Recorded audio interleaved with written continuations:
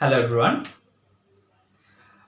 Alkane প্রস্তুতির প্রথম ক্লাসে আমরা আলোচনা করেছিলাম কার্বক্সিলিক অ্যাসিড বা অ্যালকাইল হ্যালাইডকে আমরা কিভাবে অ্যালকেনে রূপান্তর করতে পারি সে বিষয়ে। আর আজকে আমরা যে বিষয়টা নিয়ে আলোচনা করব সেটা হচ্ছে অ্যালডিহাইড বা কিটোনকে কিভাবে অ্যালকেনে রূপান্তর করা যায় সেই বিষয়ে। যাদের অ্যালডিহাইড বা কিটোনের বেসিক স্ট্রাকচার নিয়ে আইডিয়া নাই তারা শুরুতে অ্যালডিহাইড বা কিটোনের যে বেসিক স্ট্রাকচার আলোচনাটা হবে সেই বেসিক স্ট্রাকচারের আলোচনাটা খুব ভালোভাবে শুনবা, কারণ তুমি যদি বেসিক স্ট্রাকচারটাই না বুঝো তাহলে তুমি পরীক্ষায় মেইন বইয়ের বাইরে যদি কোনো বিক্রিয়া দেয় সেই বিক্রিয়াটা সলভ করতে পারবা না। তাহলে প্রথমে বেসিক স্ট্রাকচারটা নিয়ে আলোচনা করা যাক। কোনো একটা যৌগের একটা স্পেসিফিক পার্ট থাকে, যে স্পেসিফিক পার্টটা দেখে আমরা ডিটারমাইন করতে পারি ওই যৌগটা রাসায়নিক ধর্ম কীরকম হবে। কোনো একটা যৌগের যে স্পেসিফিক পার্ট দেখে আমরা ডিটারমাইন করতে পারি ওই যৌগের রাসায়নিক ধর্ম কীরকম হবে, সে স্পেসিফিক পার্টটাকে বলা হয় কার্যকরী মূলক। অ্যালডিহাইড বা কিটোনের ক্ষেত্রে সে কার্যকরী মূলকটা হচ্ছে কার্বনিল মূলক। ঠিক আছে, কার্বনিল মূলক হচ্ছে কি? কার্বনিল মূলক হচ্ছে কার্বনের সাথে ডাবল বন্ডে অক্সিজেন যুক্ত থাকা। যে কোনো যৌগে তুমি যদি কার্বনিল মূলক দেখো তাহলে সে সকল যৌগের রাসায়নিক ধর্ম একই ধরনের হবে। এখন এই কার্বনিল মূলকের যে কার্বনটা রয়েছে তার সাথে যদি সরাসরি একটা হাইড্রোজেন যুক্ত থাকে তখন সেটা হবে অ্যালডিহাইড। আর কার্বনিল মূলকের কার্বনের সাথে যদি দুইটা হাতেই অ্যালকাইল মূলক যুক্ত থাকে তখন সেটা হবে তোমার কিটোন। ওকে, আর যেহেতু আমাদের অ্যালকেনটা হচ্ছে একটা মুক্ত শিকল, সেই কারণে আমাদের কার্বনিল মূলকের কার্বনের সাথে অ্যারাইল মূলক অর্থাৎ বেনজিন বলয় যুক্ত থাকবে না।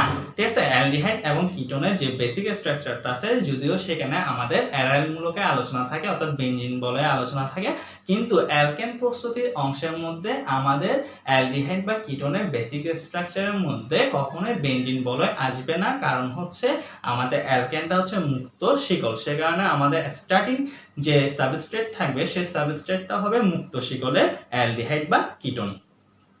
আর একটু ফার্দার আলোচনা করলে কার্বনিল মূলকের যে কার্বনটা আছে তার সাথে দুইটা হাতে হাইড্রোজেন থাকতে পারে, ন্যূনতম একটা হাইড্রোজেন থাকলে সেটা হবে তোমার অ্যালডিহাইড। আর যদি কোনো হাইড্রোজেন না থাকে দুইটা হাতেই যদি কি থাকে অ্যালকাইল মূলক থাকে তখন সেটা হবে কিটোন।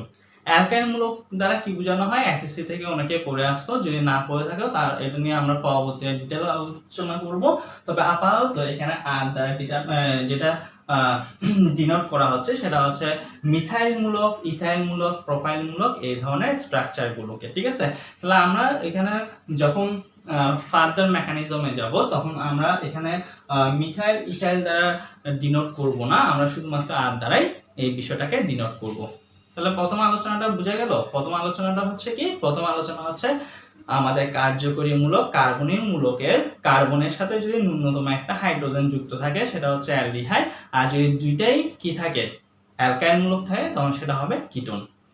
অ্যালডিহাইড বা কিটোনের যে বেসিক ইয়াটা আছে মেকানিজমটা আছে সেই বেসিক মেকানিজমটা একই, সে কারণে যে কোনো একটা নিয়ে আলোচনা করলেই আর একটা তোমরা নিজেরা বুঝে যাবা। ঠিক আছে,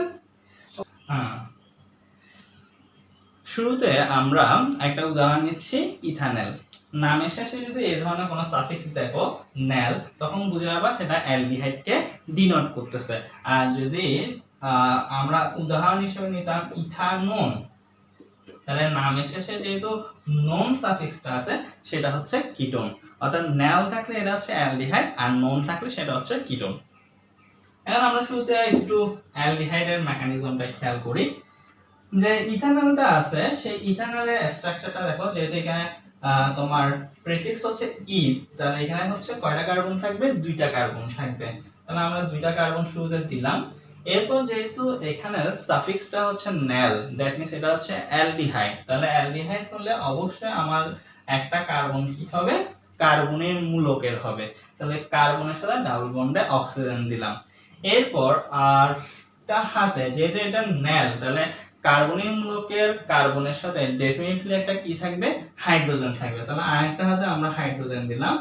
তাহলে এই কার্বনের চারটা হাত ফিল আপ হলো, প্রথম কার্বনের চারটা হাত ফিল আপ করবা তিনটা হাইড্রোজেন দিয়ে। ওকে, তাহলে এটা হচ্ছে আমাদের ইথানল। এই ইথানলকে যখন আমরা কনভার্ট করব তখন ইথানল থেকে আমরা যে জিনিসটা পাবো সেটার নাম হচ্ছে ইথেন। তাহলে ইথেনের স্ট্রাকচারটা একটু যদি খেয়াল করো, CH3 বন্ড CH3। তাহলে এখানে পরিবর্তনটা কি হচ্ছে দেখো তো, পরিবর্তনটা হচ্ছে আমাদের ইথানলের যে কার্যকরী মূলক কার্বনিক মূলকটা ছিল অ্যালকেনের, সে কার্যকরী মূলকের অক্সিজেনটা অ্যাবসেন্ট। এই অক্সিজেনটা অ্যাবসেন্ট এবং সেখানে নতুন করে অক্সিজেনের জায়গায় দুইটা হাইড্রোজেন আসছে। আমরা যদি জিনিসটাকে একটু ভালোভাবে ব্যাখ্যা করি তাহলে হচ্ছে ঠিক এই ধরনের। তাহলে পরিবর্তনটা খেয়াল করো তো, যে ইথানলের মধ্যে আছে কার্বনিক মূলক, কার্বনের সাথে ডাবল বন্ডে অক্সিজেন যুক্ত, কিন্তু বর্তমানে কার্বনের সাথে দুইটা হাইড্রোজেন যুক্ত হয়েছে অ্যালকেন প্রিপারেশনের সময়। তাহলে এখানের মধ্যে অক্সিজেনের কি ঘটতেছে, রিমুভ ঘটতেছে। কোন একটা যৌগ থেকে যদি অক্সিজেনের রিমুভ ঘটে সেটাকে বলা হয় রিডাকশন বা বিজারণ। তাহলে এখানে তোমার অ্যালডিহাইডে কি ঘটতেছে, বিজারণ ঘটতেছে। আর কোন একটা যৌগের যদি হাইড্রোজেন যুক্ত হয় সেটাকেও বলা হয় বিজারণ। অর্থাৎ অক্সিজেন রিমুভ হওয়া আর হাইড্রোজেন যুক্ত হওয়া, এই বিষয়টা তোমাকে ক্লিয়ারলি ইন্ডিকেট করতেছে এখানে তোমার ইথানলের বিজারণ ঘটেছে। ঠিক আছে, তাহলে অ্যালডিহাইড বা কিটোন থেকে যে অ্যালকেন প্রিপারেশনটা সেটা প্রকৃতপক্ষে হচ্ছে একটা বিজারণ পদ্ধতি, এবং সেই বিজারণ পদ্ধতিটা তোমাদের বইতে লেখা আছে ক্লিমেনসন বিজারণ নামে। তাহলে আমরা একটু পরে ক্লিমেনসন বিজারণটা নিয়ে বিস্তারিত আলোচনা করব। প্রথমে একটু ক্লিয়ার করে আসি টপিকটার মেকানিজমটাকে। তাহলে আমরা বিক্রিয়াটাকে যদি সহজ ভাষায় লিখি তাহলে হচ্ছে এই ধরনের, যে CH3 বন্ড CHO, এই ইথানলটাকে কনভার্ট করে আমরা রূপান্তর করতেছি CH3 বন্ড CH3 বা ইথেন নামক যৌগে। ওকে, এখন মেকানিজমটা নিয়ে যদি আলোচনা করি, প্রথমে একটু বিষয়টা খেয়াল করবা মেকানিজমের কথাটা। যখন তুমি অ্যালকোহলকে জারণ করো তখন তুমি অ্যালডিহাইড পাও, আর অ্যালডিহাইডকে যখন তুমি জারণ করো তখন তুমি কার্বক্সিলিক অ্যাসিড পাও। তাহলে একই রকম ভাবে যদি উল্টা করে কথাটা আমরা বলি, অর্থাৎ অ্যালডিহাইডকে যখন আমরা বিজারণ করব তাহলে আমরা কি পাবো, অ্যালকোহল পাবো। ঠিক আছে, তাহলে একটু ভালোভাবে কথাটা শুনে রাখো, সেটা হচ্ছে অ্যালকোহলকে জারণ করলে অ্যালডিহাইড পাওয়া যায়। দ্যাট মিন্স আমরা যদি উল্টা করে কথাটা বলি, অ্যালডিহাইডকে বিজারণ করলে আমরা কি পাবো, অ্যালকোহল পাবো। তাহলে এখানে যে অ্যালডিহাইড মূলকটা আছে সেটাকে যখন আমরা বিজারণ করব তখন কিন্তু আমরা সরাসরি অ্যালকেন পাবো না। ইন্টারমিডিয়েট স্টেপে এই অ্যালডিহাইডটা কিন্তু কিসে কনভার্ট হবে, অ্যালকোহলে কনভার্ট হবে। অ্যালকোহলের বেসিক স্ট্রাকচারটা কি, বেসিক স্ট্রাকচারটা হচ্ছে ঠিক এই ধরনের, অর্থাৎ আমার কার্বনের সাথে একটা হাইড্রোক্সিল মূলক যুক্ত থাকবে। তাহলে একটু বিষয়টা খেয়াল করো তো, আমাদের অ্যালডিহাইডে হচ্ছে CH3CHO আর আমাদের অ্যালকোহল হচ্ছে CH3CHOH। আচ্ছা, এখানে আরেকটা হাইড্রোজেন আসবে।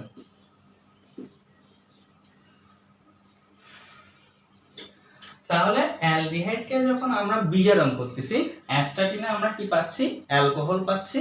সেই অ্যালকোহলটাকে পরবর্তী ধাপে আবার যখন বিজারণ করব তখন কিন্তু আমরা অ্যালকেন পাবো। অর্থাৎ বইতে যেভাবে লেখা আছে একটা ধাপে, বিষয়টা কিন্তু সেরকম না।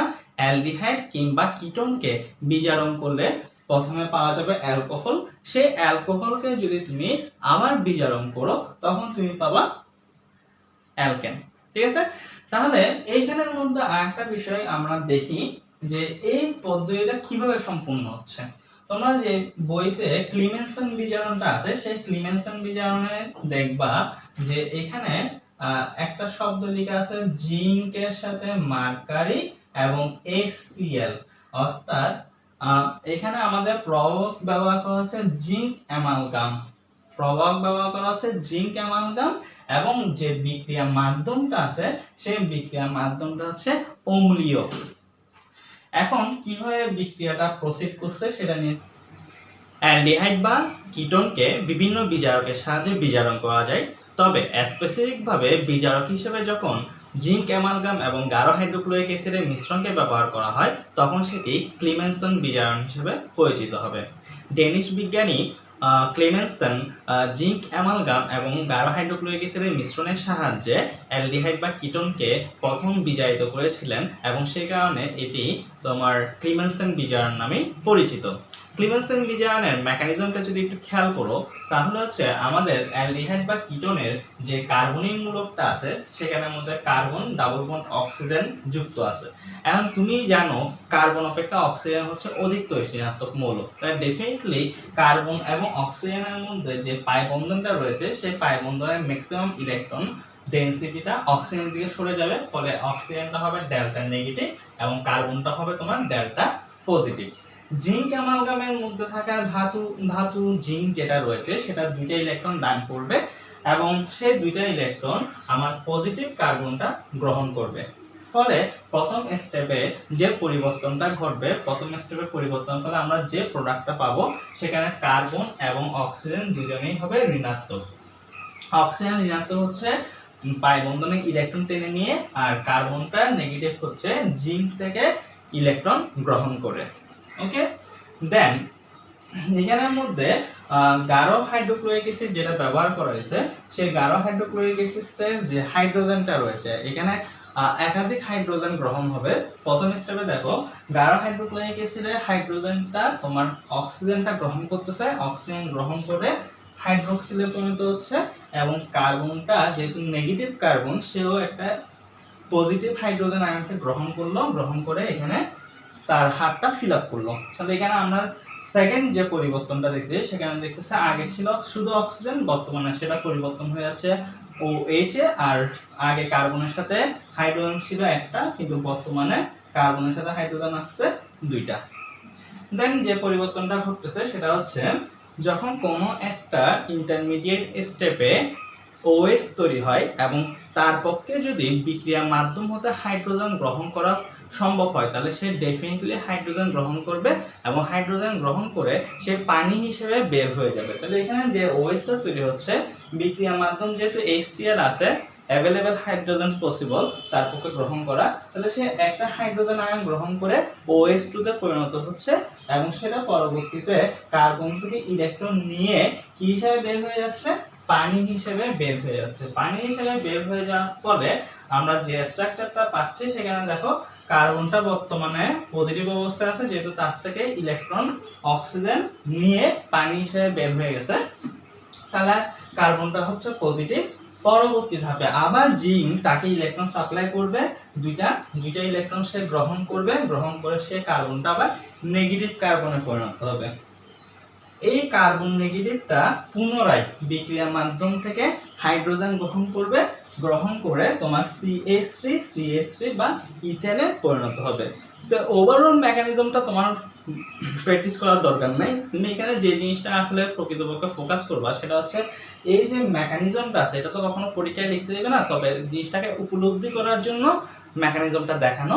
এখানে ওভারঅল মেকানিজম থেকে আমরা বুঝতে পারতেছি মোট 4টা হাইড্রোজেন গ্রহণ করা হয়েছে। এই যে প্রথম ধাপে আমরা দেখছি যে প্রথম যে পরিবর্তিত ধাপ সেখানে দেখতেছে আমাদের প্রথম ধাপে কোনো হাইড্রোজেন গ্রহণ হয় নাই, দ্বিতীয় যে পরিবর্তিত ধাপ সেখানে দেখতেছে অক্সিজেন একটা হাইড্রোজেন গ্রহণ করছে, কার্বন একটা হাইড্রোজেন গ্রহণ করছে, দ্যাট মিনস দ্বিতীয় পরিবর্তিত ধাপে আমাদের হাইড্রোজেন গ্রহণ হচ্ছে 2টা। এরপর তৃতীয় ধাপে গিয়ে আমরা দেখতেছি এই OH-টা একটা হাইড্রোজেন গ্রহণ করছে, দ্যাট মিনস হাইড্রোজেন গ্রহণ হলো 3টা, এবং চতুর্থ ধাপে দেখতেছি কার্বনটা আবার আরেকটা হাইড্রোজেন, অর্থাৎ পঞ্চম ধাপে এসে দেখতেছি কার্বনটা আরেকটা হাইড্রোজেন গ্রহণ করছে, দ্যাট মিনস 4টা হাইড্রোজেন গ্রহণ হচ্ছে। তাহলে ওভারঅল ক্লিমেনসন বিজারণ প্রসেসের মধ্যে 4টা হাইড্রোজেন অ্যাকসেপ্ট হয় এবং একটা অক্সিজেন বের হয়ে যায়। যে অক্সিজেনটা বের হয়ে যাচ্ছে সে কয়টা হাইড্রোজেন নিচ্ছে, 2টা হাইড্রোজেন নিচ্ছে। এই যে এখানে অক্সিজেন যেটা ছিল সেই অক্সিজেন 2টা হাইড্রোজেন নিয়ে পানি হিসেবে বের হয়ে যাচ্ছে, আর আমাদের যে সেন্ট্রাল কার্বনিল কার্বনের যে কার্বনটা ছিল সে আলটিমেটলি লাস্ট ধাপে গিয়ে দেখতেছি 2টা হাইড্রোজেন নতুন করে পাচ্ছে। তাহলে আমাদের যে ওভারঅল পরিবর্তন সেখানে কার্বনিল মূলকের অক্সিজেন 2টা হাইড্রোজেন নিয়ে পানি হিসেবে বের হয়, আর কার্বনিল মূলকের কার্বন 2টা হাইড্রোজেন পায়। তাহলে ওভারঅল হাইড্রোজেন পাচ্ছে কয়টা, 4টা হাইড্রোজেন পাচ্ছে। তাহলে এখানে ক্লিমেনসন বিজারণে মোট কয়টা জার্মান হাইড্রোজেনের প্রয়োজন, 4টা জার্মান হাইড্রোজেনের প্রয়োজন। তাহলে এই যে এটার মেকানিজমটা আমরা শিখলাম, এটার আলটিমেটলি সামারি জিনিসটা কি, সামারি জিনিসটা একটু খেয়াল করো।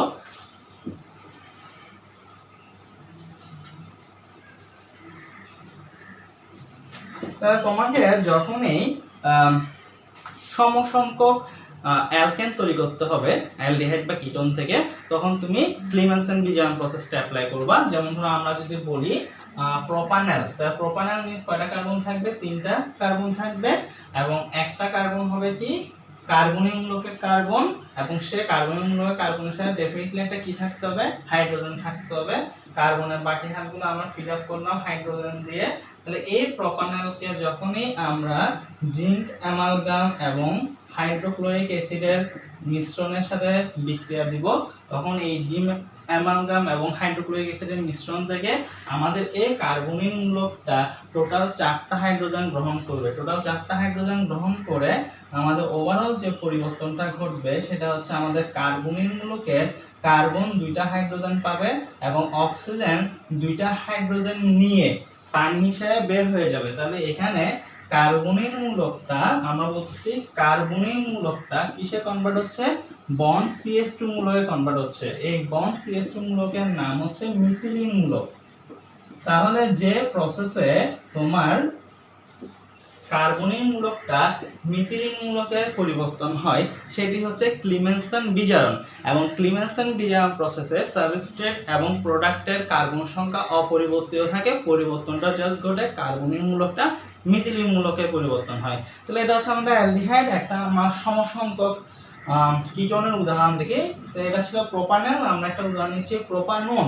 তা প্রোপানন মিন্স কয়টা কার্বন থাকবে, 3টা কার্বন থাকবে। প্রোপাননের মধ্যে আমাদের মিডল যে কার্বনটা থাকবে সেটা হচ্ছে কার্বনীয় মূলক, তার উভয় পাশে 2টা কি থাকবে, অ্যালকাইল মূলক থাকবে। সেই প্রোপাননকে একই রকম ভাবে আমরা যদি জিঙ্ক অ্যামালগাম এবং হাইড্রোক্লোরিক অ্যাসিডের মিশ্রণের সাথে বিক্রিয়া দিই, তাহলে আগের মতোই পরিবর্তনটা ঘটবে, আমার কার্বনীয় মূলকটা মিথিলিন মূলকে পরিবর্তন করবে, আর কোনো ধরনের পরিবর্তন নাই। সিম্পল কথা হচ্ছে তোমার অ্যালডিহাইড বা কিটোনের কার্বনীয় মূলকটা মিথিলিন মূলকে পরিবর্তন হবে জিঙ্ক অ্যামালগাম এবং হাইড্রোক্লোরিক অ্যাসিডের সাহায্যে। এই প্রক্রিয়াটার নাম হচ্ছে ক্লিমেনসেন বিজারণ। তাহলে ওভারঅল টপিকটা যদি আমরা একটু রিভিউ করি, তাহলে বিষয়টা হচ্ছে এরকম যে আমাদের অ্যালডিহাইড বা কিটোন যেটা থাকবে, সেই অ্যালডিহাইড বা কিটোন জিঙ্ক অ্যামালগাম এবং হাইড্রোক্লোরিক অ্যাসিডের মিশ্রণ থেকে 4টা হাইড্রোজেন গ্রহণ করবে। 4টা হাইড্রোজেনের মধ্যে 2টা হাইড্রোজেন থাকবে কার্বনের কাছে, 2টা হাইড্রোজেন থাকবে অক্সিজেনের কাছে। অক্সিজেন 2টা হাইড্রোজেন নিয়ে পানি হিসেবে বের হয়ে যাবে, এবং কার্বনীয় মূলকের কার্বনটা 2টা হাইড্রোজেন নিয়ে মিথিলিন মূলকে পরিবর্তন হবে।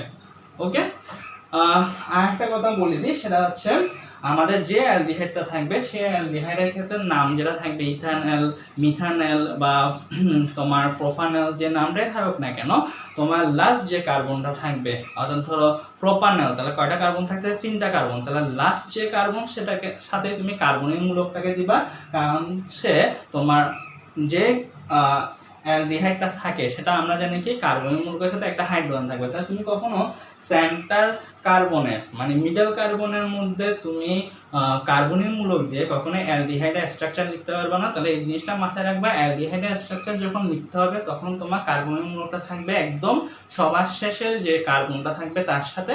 আর যদি তোমার কিটোনের স্ট্রাকচার রাখতে হয় তাহলে ডেফিনেটলি তুমি কার্বনীয় মূলকটা দিবা মিডল কার্বনকে, অর্থাৎ 3টা কার্বন থাকলে মিডল কার্বন ইয়াকে দিবা কার্বনীয় মূলকটা।